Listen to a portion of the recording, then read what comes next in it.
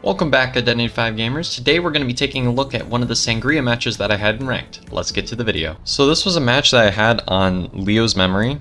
I was going this kind of a build, and I believe I was going Blink on this one. So in the instance on Leo's where they usually have, they kind of go for that T sort of formation, I usually go right on the left side.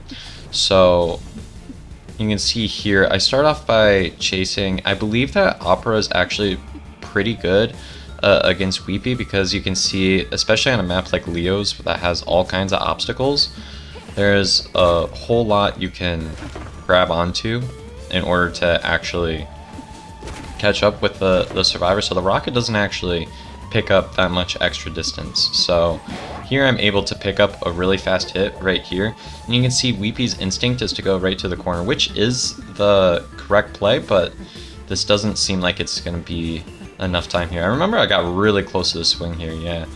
But this alleyway is usually pretty nice. And I remember I almost caught up here. Now here I decide to, this may have been a little bit over aggressive, but I do decide to do a target swap here. So they get a nice flywheel, but it doesn't really lead to that much. I figured I was going to be able to get this first hit here, but then after that I was probably going to have to use a blink to get this down. I do claw method when I play Opera, so like I'm still kind of getting used to how blink works because when I play Sangria, I have my pointer finger is controlling the camera, my thumb is doing the dashes, and then my other thumb is doing the joystick, kind of like this. So I use 3 fingers when I play, which is kind of a lot, but that's the system that I found works for me. A lot of people just do it kind of normally with the 2 thumbs, but I find that I call this the claw method. I find that works a lot better for me. So we can see that Acrobat is here coming for a rescue. Now you can see it gets so close to half and they just get terror shocked. And we're gonna see that's gonna be a theme for this match. Sangria is just too good at camping. You can't stop the terror shock apparently. So anyways, Batter comes up from behind and he's gonna get like a quick rescue here. Now I do believe I get this down pretty quickly again, yeah, and Batter likes to harass, so when I'm playing Sangria, I go ahead and, I thought he was going to flywheel there instead, so I kind of made the wrong prediction, but when someone's trying to harass, it's definitely worth it to take the time, yeah, there's a flywheel, and take care of the harasser. Now he went for a risky vault, probably thinking that I was going to swing at the flywheel, as many hunters would. But I go ahead and take this prisoner back to the chair, and now I have another chairing that I can immediately go to now that I took care of the Batter. And now I'm going to go ahead and take the Batter to the chair here. Now, I remember this spot is really funny. I just wanted to show you this match because I thought it was pretty funny. So, from here, I see that Weepy's here, and I figured that Weepy was going to be the one going for the rescue. And then I end up finding the Acrobat coming from behind. So I'm able to get this hit. And then they get terror shocked the second time. So the Acro's tied, even though they attempted the rescue twice. They're still keeping the tide, so. This right here, I saw that there was the tinnitus, so I'm just waiting on Weepy at this point, because now Batter's dead on chair. If this elimination gets secured, then that pretty much guarantees the win for me. And I thought I was going to fully body block that doorway there, but ends up squeezing right on through, and I'm just going to continue in this area. This is like one of the harder areas to chase with Sangria in, but I had a blink, so it was not too bad. He's just going to use the rest of his balls and run to a corner. So this pretty much guarantees the win for me. You can see this was an extremely fast-paced match. It helps when you're able to stuff a rescue twice. But from here on out, I just finish it out. And all I have to do is catch up with them. They have like no progress on any of the other ciphers. There just hasn't been time for it. So they go ahead and I remember I just kind of do like a very brief slugging kind of process because I see that Weepy is here. So, but if I recall, I believe I switched to Acro at some point. So, but from here, I'm able to get another hit here, and then I think I saw Acro was in the middle. So I go for the chair, but end up actually just dropping Weepy around this area because I'm like, this is in ranked, and I'm trying to rank up super fast. Like, I'm currently Orc 3 right now, so I'm trying to just rank up super fast. I've been really working on Sangria because I want to be able to use it in competitive. I did try it in tournament the other day, and I almost got a tie, but then the survivors ended up having a really nice escape to turn a draw into a 3K.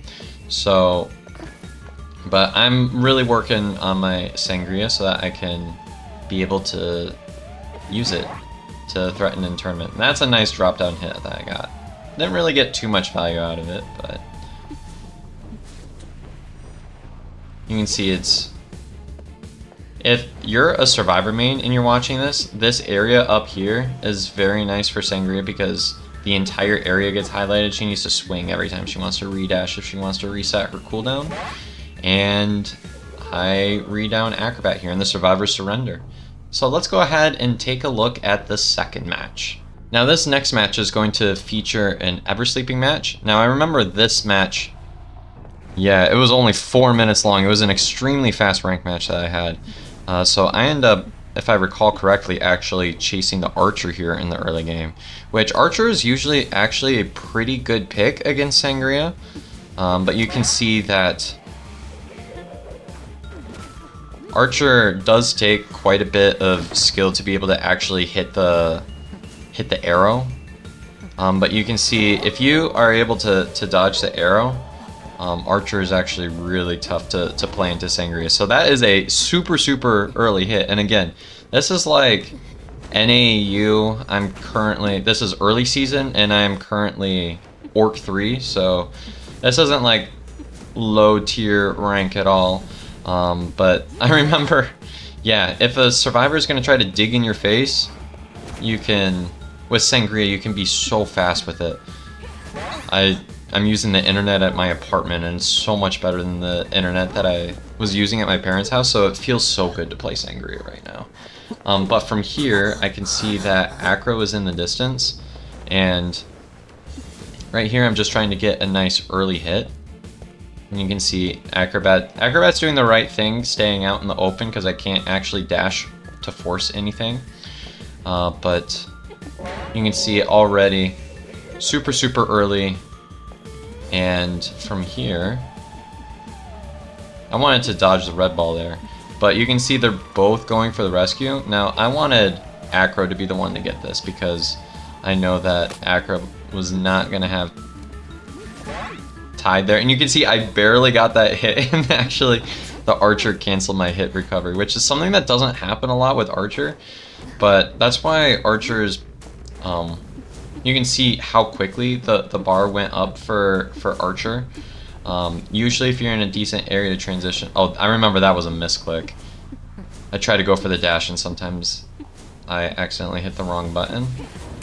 Almost got the cancel the kin on Grave, but you can see I'm waiting for my ability to come back. Now I decided to go back for Grave.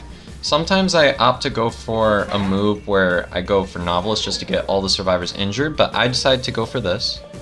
Now Grave is going to be going back to the chair again, especially because Grave already has gotten his first chairing. Now he's dead on chair. And that's one thing about Novelist is that if they use it like that for the rescue, I can just use my Remnant and go back. Now, I decided to switch target here. It's perfectly reasonable to go for Gravekeeper, but by now, with how fast this match has been going, anything wins. So I thought that Novelist would be easier to redown than a Gravekeeper with Shovel. So that's what I opted to go for. And I wanted to see if I could abnormal this Cypher real quickly, but it ended up popping right in front of me. And I got this redown on Grave, so... And that is a stuffed rescue. So that is how you win a match in 4 minutes and 2 seconds. Which, I mean, I don't know a hunter that can do this much damage this quickly. Opera's pretty crazy right now.